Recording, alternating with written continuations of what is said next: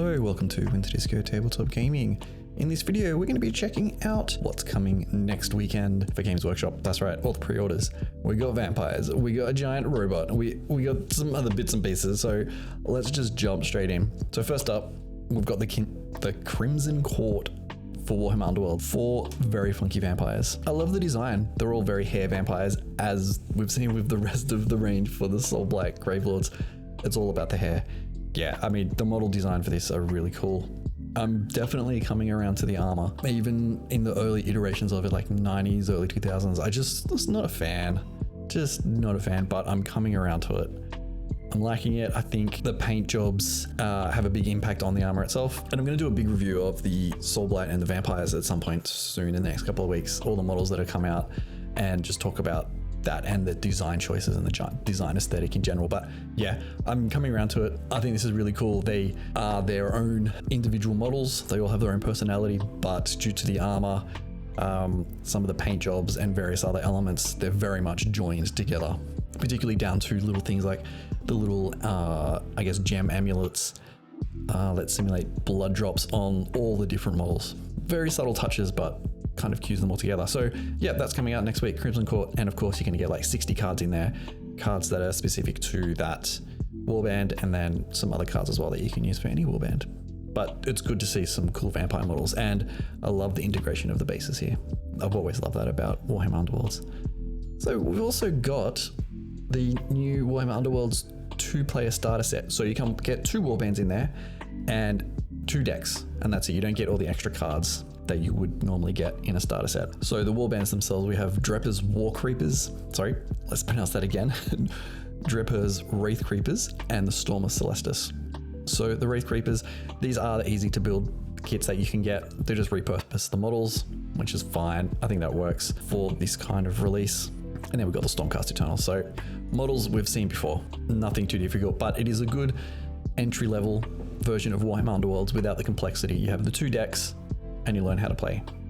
It essentially would be, I'm guessing, the Shadespire rule set, nothing too complicated, no really crazy rules in there, just a solid selection of cards. I don't know if it's all new cards. I imagine that they may be repurposed cards from Shadespire early on. I'm just guessing that because I haven't seen any of the cards themselves to be able to say for certain. But it's a good set. I really had fun. I actually took it when it first came out, when Shadespire first came out. I took it with me on a plane from Australia to the US and played it with my wife, because it was just like, it's one of those games you just pack up, and we played a couple of games and it was super fun. Very low entry barrier to learn, but there's a high mastery level in the game, particularly with all the different cards and different warbands now. So this is a good way to go. And they're saying they've sold over 200,000 copies of the game, and I imagine that would be all of the different ones from Shadespire through to the new one now. We also get a new pack of cards, 60 universal cards that you can sort of expand this deck. I don't know if this is all new cards. Sorry, it is. It is the best and brightest of the cards released up until now. So it's going to be a really cool set of cards in there. So if you are new to Warhammer Underworlds or haven't played it or interested, I think it's a really good time to get in. Get the box set. It's not going to be that expensive, and once you've had fun with that, get the essential cards kit, and then you can expand on through the other different warbands. So I think it's a good way to get into it. And, you know, it's Warhammer Underworlds, you got to have your own dice. So we've got some cool granite looking purpley bluey dice. Very nice. They're saying that they're going to match like the Grimwatch and Lady Harrow's Mournflight. I like it. I think it's really nice.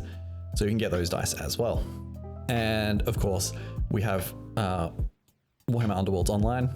I still haven't actually played that yet. I think I might give it a shot in the next few weeks and show it off on the channel, because it's a faithful recreation of the game. It's a port directly into video games, so it's very nice. And you're going to be able to get a whole bunch of stuff too. And if you've bought White Dwarf 462, you're going to get a code in there with a whole bunch of other ones. I do have the issue sitting next to me right now. I am going to do a review of that, just a quick flip through, just to show you what's in there in case you haven't seen it yet. And we'll talk about the free codes and the games that you get with the free codes. Now, onto the stuff I'm super excited about. Adeptus Titanicus. We have a new Loyalist Legios book. It has a whole bunch of new rules in it. Very cool. That's why I'm skip over that. It's 176 pages. It's fine. But we also get the 96-page handbook rulebook separately. So again, this is a great time to get into Adeptus Titanicus as well, because we got the rulebook. You can get the rules separately and probably buy a whole bunch of stuff. But of course, what we've been waiting for months now is this bad boy, the Warmaster Heavy Battle Titan. My God, I want this so bad. I do not know how much it's going to be. I haven't seen prices. We'll find out throughout the week. It is not going to be cheap. It is a huge model, but it is glorious. I want it. I will sell my kidneys for it.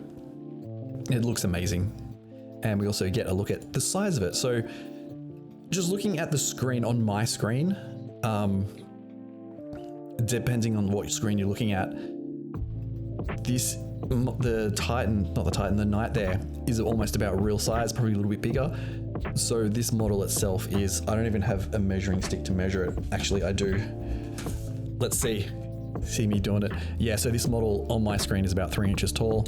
This model here is about 12 inches tall. I think it's more about 10, probably more about the 8-inch tall side. So 8 to 9 inches. I don't know off the top of my head, I have to go research again, but it is huge. It is a massive kit. It's a huge project. And every time there's more models coming out for Adeptus Titanicus, I get super excited. Not just that game, because I want to start playing, not so much playing the game, but getting my own Legio built up, but getting very excited for Epic 40k. And then we've got another angle there. Just the feat itself. You just imagine tiny little models running along. So if you basically where I'm moving my hand, that's how big a normal human-sized thing would be. Probably even smaller than that. Like it wouldn't even get up to the top of the toe covering. So this model is enormous. Whew, it's huge. And you can also get a new box. This is the Princeps Menopole Battle Force.